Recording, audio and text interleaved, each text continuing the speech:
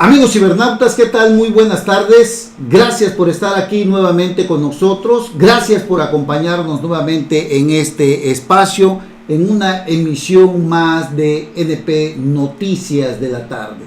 Les saludo con el afecto de siempre, amigos cibernautas. Qué bueno que nos acompañan, qué bueno que están con nosotros en este día. Hoy es miércoles ya, miércoles 3 de octubre de septiembre, 3 de octubre del año 2018.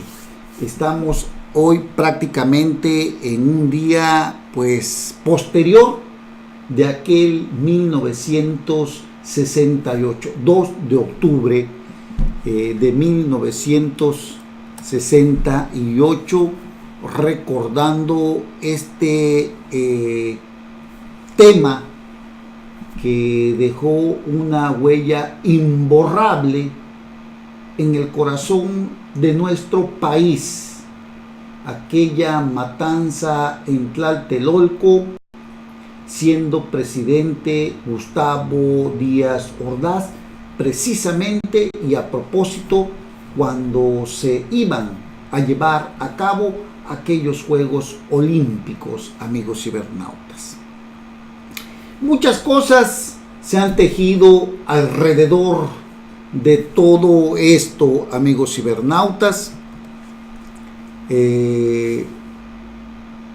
Son 50 años, no se ha logrado esclarecer del todo y tal pareciera que nadie tiene la razón de todo y desde luego nadie puede conocer a fondo lo que realmente sucedió y por qué sucedió.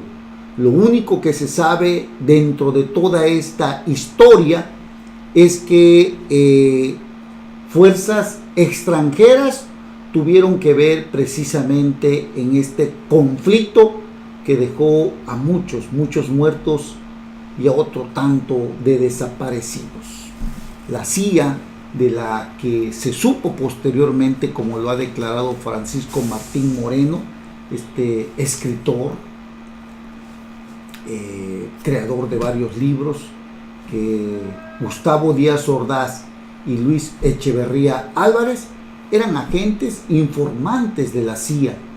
Tenían participación también con fuerzas cubanas de espionaje y bueno, una cuestión de verdad que es pues a través de los años lo más terrible que hemos podido constatar de la maldad, de la crueldad de un gobernante como lo fue Gustavo Díaz Ordaz y atrás de él Luis Echeverría Álvarez, quien se convirtió en presidente de la República y que pues prácticamente le echó toda la bronca a Gustavo Díaz Ordaz. Aquella matanza en la que intervinieron la Dirección Federal de Seguridad, el Ejército, el Estado Mayor Presidencial, el Escuadrón Olimpia, si no mal recuerdo, y tantas fuerzas ahí que se confabularon para llevar y destruir esta manifestación que los estudiantes llevaban a cabo, amigos cibernautas. Y ante ello y el no tener la capacidad, el presidente de la República, de negociar, de conciliar, de platicar, pues prácticamente ordenó detenerlos a costa de lo que sea. Hay muchas tramas alrededor de todo esto, de quién inició el tiroteo, cómo se inició. Unos dicen que fueron los estudiantes, lo cierto es que parece imposible esa teoría. Lo cierto es que por un lado se habla de que el Estado Mayor se había posicionado de un edificio, que ahí empezaron los disparos, que tuvieron que repelerlos, y bueno, la verdad es que ahí está el verdadero, digamos, el hilo de todo lo que desencadenó esta situación en el que la Dirección Federal de Seguridad, en aquel tiempo, amigos cibernautas, si no mal recuerdo, Fernando Gutiérrez Barrios y otros tantos personajes más, el general García Barragán, si no mal recuerdo también el nombre, y gente que simple y sencillamente pues tuvieron mucho que ver en esta historia, amigos cibernautas, historia que marcó a nuestro país, y hasta el día de hoy no se sabe a ciencia cierta, a pesar de tantos y tantos documentos que existen, cómo sucedió todo esto. Se tienen diversas teorías, nadie es dueño de la verdad. No hemos podido soltar 1968, no hemos podido decirle adiós a ese 1968, nos sigue lastimando como nos lastima la desaparición de los 43 normalistas hace aproximadamente 4 años en este gobierno de Enrique Peña Nieto, a quien perseguirá por siempre la historia por no haber querido actuar como un verdadero presidente para encontrar la verdad, no la verdad histórica, que parece ser que es más falsa que cualquier otra historia que nos han querido vender de la propia historia, amigos cibernautas. Grave lo que sucede en nuestro país, la historia poco conocida pues de la CIA en nuestro país, la cual se dice siguió los pasos del movimiento estudiantil que se desarrolló en nuestro país en 1968. La vigilancia no fue solo en la capital del país, donde las organizaciones y protestas tuvieron más fuerza, sino en varios estados. La matanza de Tlatelolco, que pasó el 2 de octubre de 1968, cuando un brutal golpe contra estudiantes cambió a México para siempre.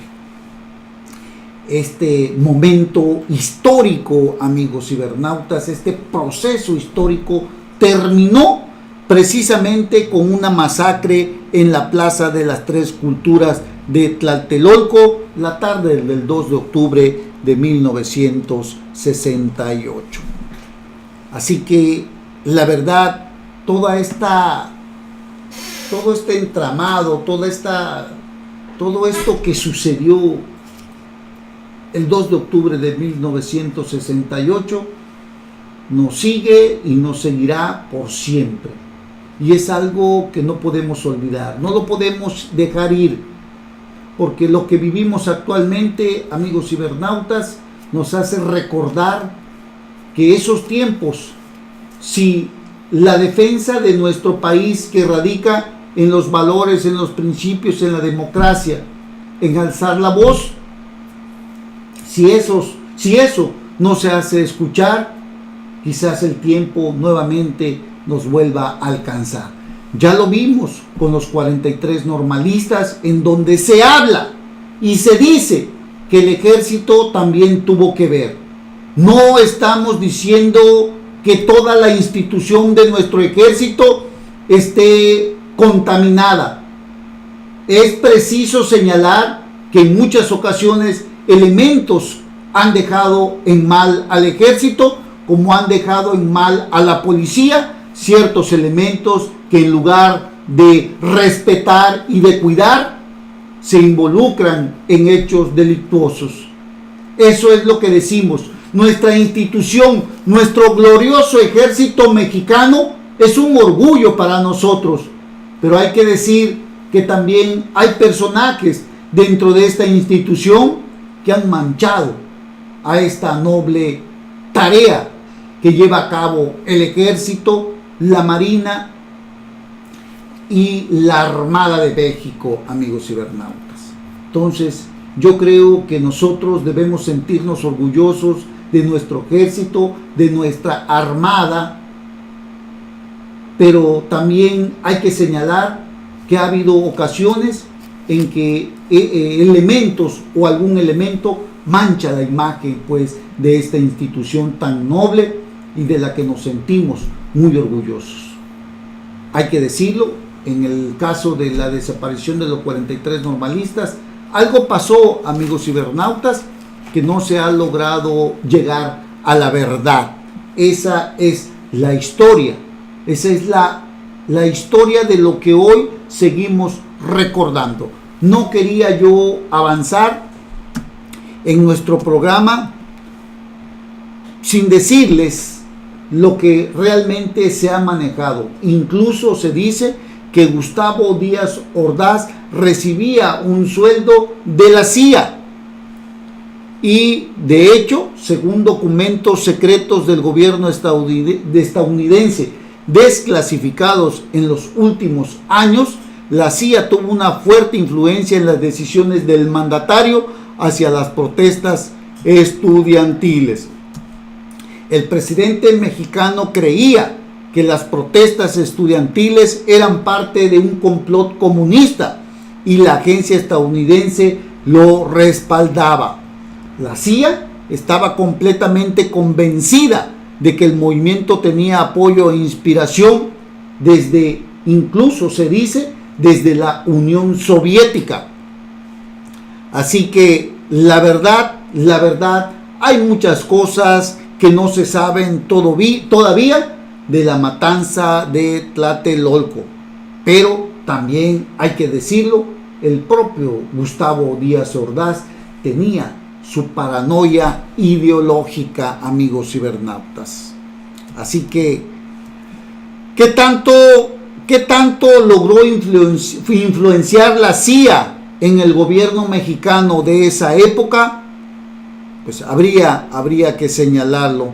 Y habría que señalar que también fue señalado el propio Luis Echeverría de colaborar con la CIA estadounidense. Era un vínculo muy cercano. Así que esto hay que decirlo, que Gustavo Díaz Ordaz y Luis Echeverría Álvarez estaban reclutados por la CIA y recibían un sueldo, amigos cibernautas. No se sabe cuánto, pero se dice que recibían un sueldo, pues la información esa que obra allá en Estados Unidos fue borrada, pero sí se logró encontrar información de que Luis Echeverría y Gustavo Díaz Ordaz eran informantes, eran agentes de la CIA estadounidense, amigos cibernautas. Así que bueno, hay que ver todo esto, hay que analizarlo, es la historia de nuestro país y no hay que olvidarlo. Lo recordamos hoy, un día después del 2 de octubre de 1968, hoy 3 de octubre del año 2018, amigos cibernautas. Hacemos una breve pausa y regresamos inmediatamente para entrar ya en nuestros temas. Gracias.